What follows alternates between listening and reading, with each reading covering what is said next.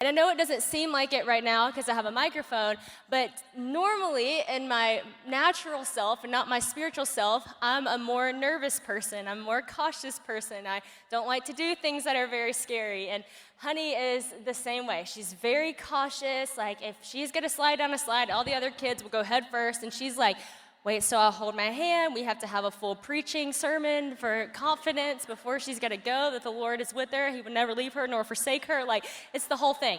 So she can preach, y'all, because she knows the word, but she is cautious.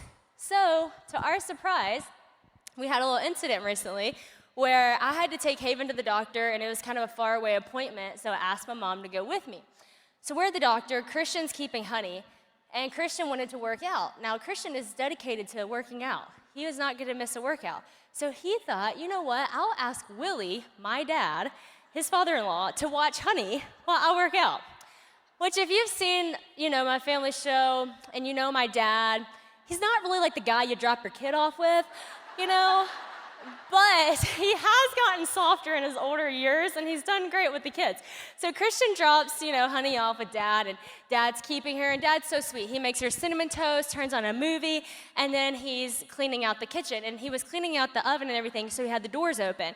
Well, Honey, my little cautious 2-year-old that will not even let me go to the bathroom by myself, will not slide down a slide without holding my hand, decides, you know what? I'm just going to go home to see Daddy. And I'm not going to tell Dubs, why bother him, because he's cleaning the kitchen. Now, we live about a quarter of a mile away, but it's not like an easy walk. And she's 2 years old. And she walks all the way home by herself. And yes, okay, we're not there. That would have freaked me out, and it did. And so we're not there. She opens our garage where Christian was working out, and she says, hey, Daddy. And he says, hey, hun. Where's Dubs?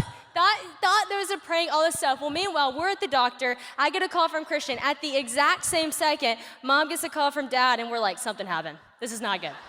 This is not good.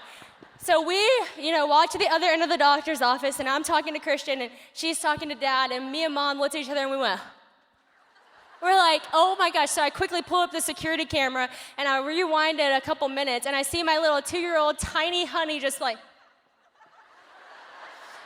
I'm like, oh my gosh, I cannot believe she did that.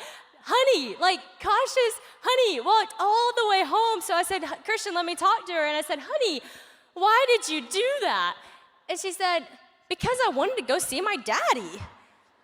And it was so precious. And then I was like, you're so brave. You're so awesome. That's so good. But tell Dubs next time. But that was awesome, hun.